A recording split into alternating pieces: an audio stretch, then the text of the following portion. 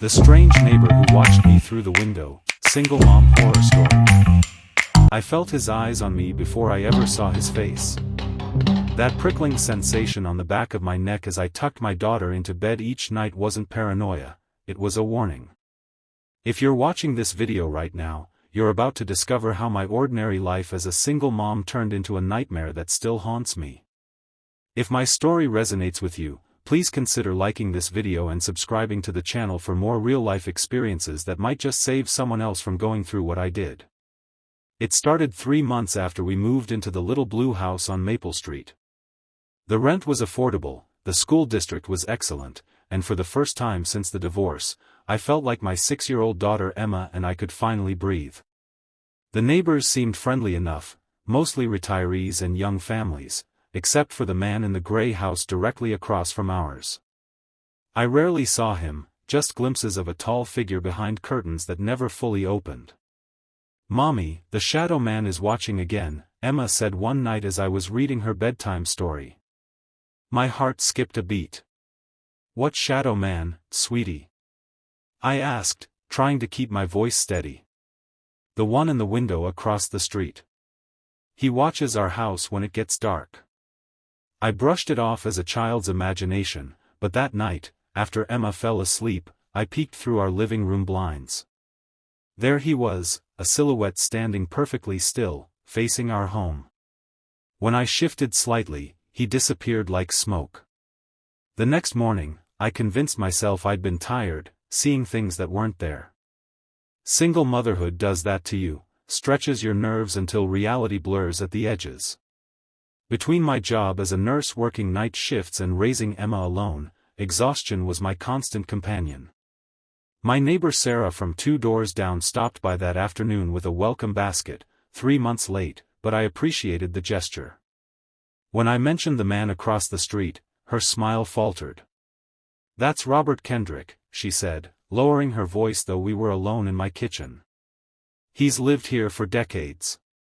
Keeps to himself. There was some trouble years ago, but nothing was ever proven." "What kind of trouble?" I asked, my stomach tightening.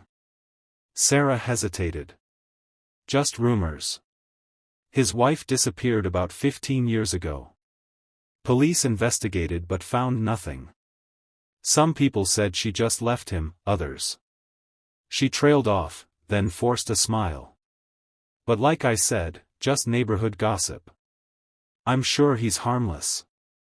That night, I installed new locks on all the doors and windows. The next day, I bought security cameras I couldn't really afford.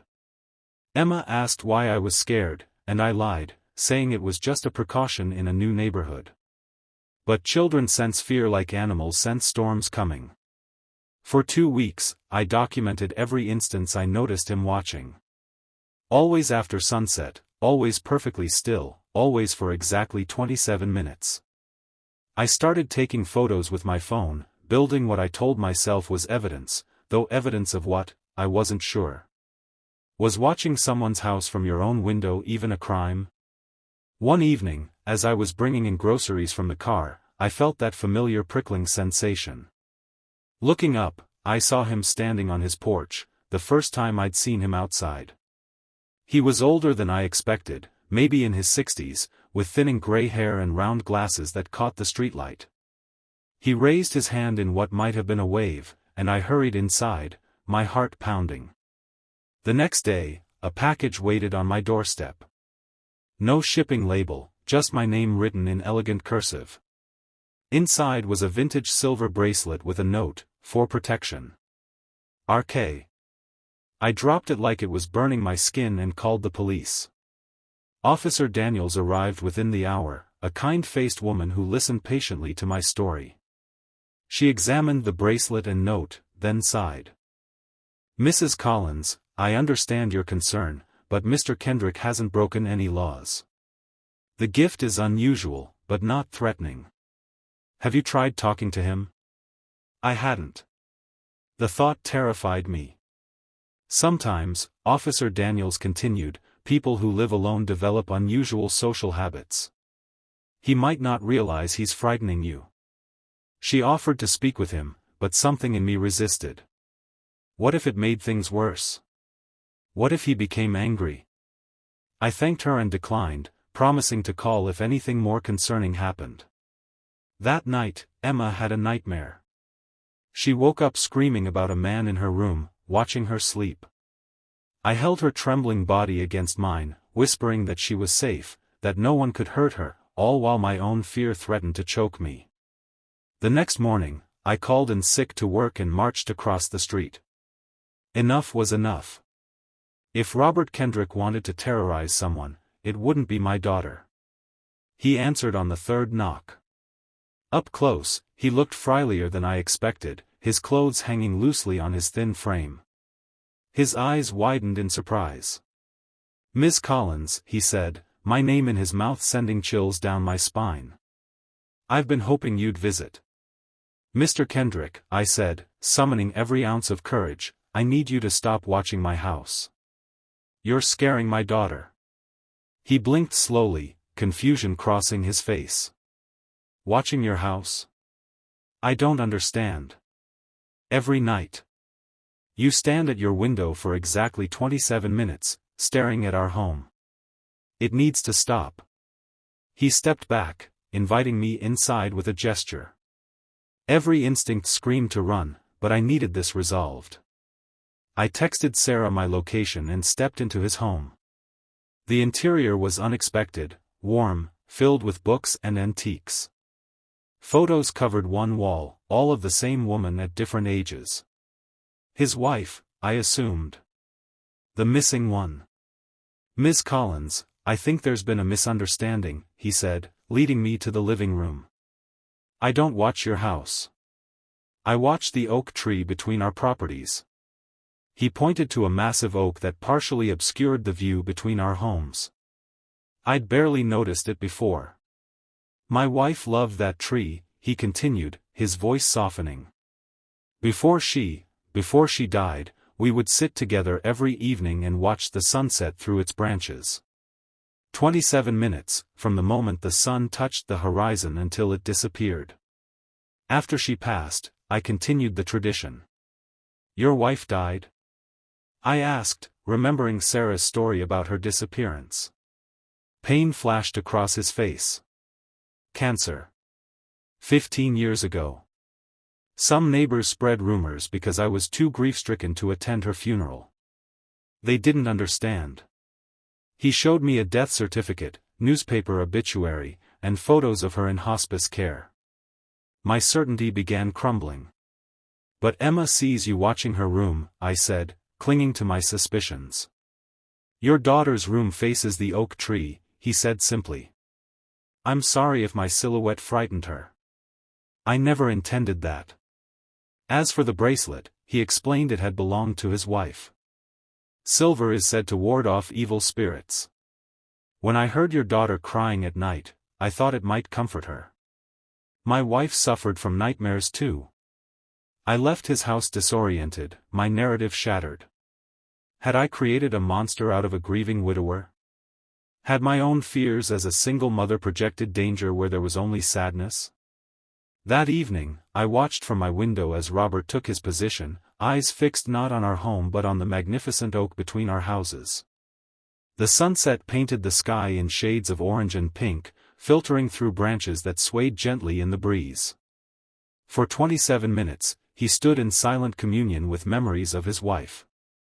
I was about to turn away when I noticed something that made my blood freeze.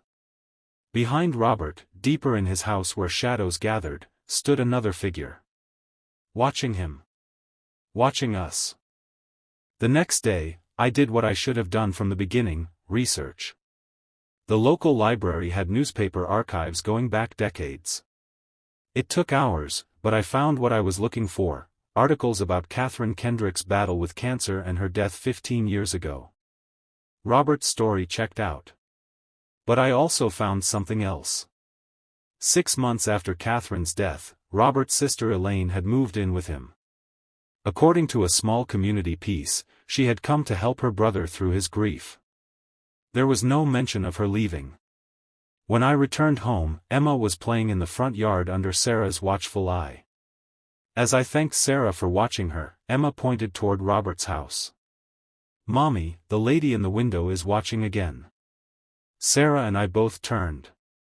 There, in the upstairs window, was the distinct silhouette of a woman, quickly retreating from view. "That's strange," Sarah said. "I didn't know Robert had someone staying with him." That night, I received a text from an unknown number: "Stay away from my brother. He's mine to care for." The next morning, I went to the police station and spoke with Officer Daniels again, showing her the text and explaining everything I'd learned. This time, she took me seriously.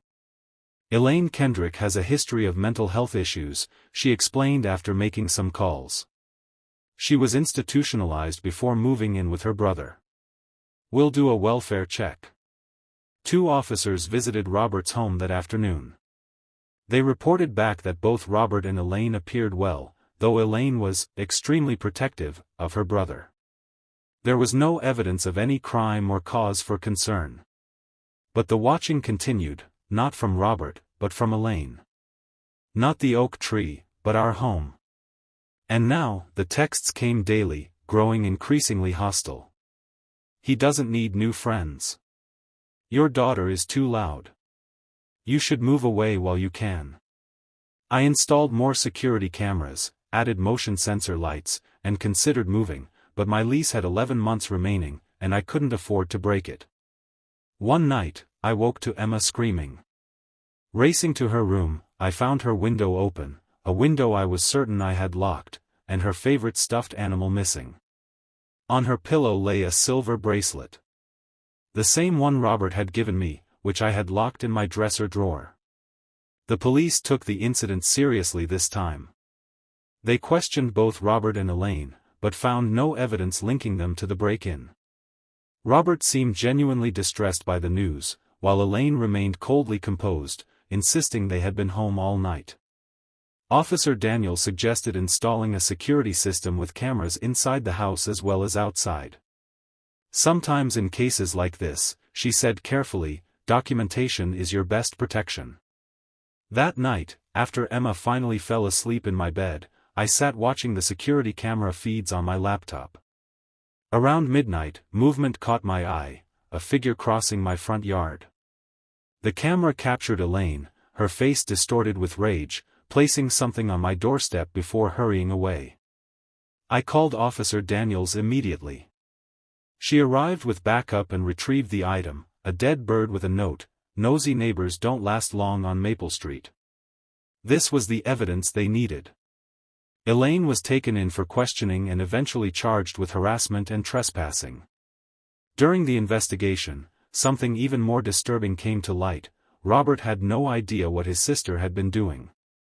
She had been medicating him at night, keeping him sedated and manipulating him for years. "She convinced me the neighbors all hated me," Robert explained when he visited to apologize, looking both older and somehow lighter. "That they blamed me for Catherine's death. I became afraid to leave the house except for brief moments. She said she was protecting me." The truth was more sinister. Elaine had been obsessively in love with her brother for years. After his wife died, she saw her opportunity to have him to herself forever. The few times he had shown interest in forming new friendships, those neighbors had received similar harassment until they moved away or cut contact. As for Emma's missing stuffed animal and the open window, the police found both in Elaine's room, along with a disturbing shrine dedicated to her brother and journals detailing her plans to remove us if we didn't leave voluntarily. In the months that followed, Robert underwent therapy and slowly began reconnecting with the community. He still watched his sunset through the oak tree, but now he would wave to us afterward. Sometimes, Emma and I would join him, and he would tell stories about Catherine and the birds that nested in the oak each spring. The experience changed me profoundly. I had been right to trust my instincts that something was wrong, but wrong about where the danger was coming from. I learned that fear can both protect and mislead us, and that sometimes the monsters aren't who we expect them to be. If you're watching this and feeling that prickling sensation that something isn't right in your life, trust yourself enough to investigate, but be open to discovering that the truth may be more complex than it first appears. Sometimes what looks like a horror story is actually two stories intertwined, one of grief and healing, and another of obsession and control. Emma still has nightmares occasionally, but they're fading. Last week, she asked if we could plant a tree in our backyard. Not as big as Mr. Robert's oak, she said, but one we can watch grow together. Yesterday, Robert helped us plant a young maple sapling. As we patted the soil around its tender trunk, he said something I'll never forget: the best protection against darkness isn't locks or cameras or even silver bracelets. It's community, people who see you, truly see you, and stand beside you when you're afraid. So if this story touched something in you, remember you're not alone. Like and subscribe to join our community of survivors and supporters.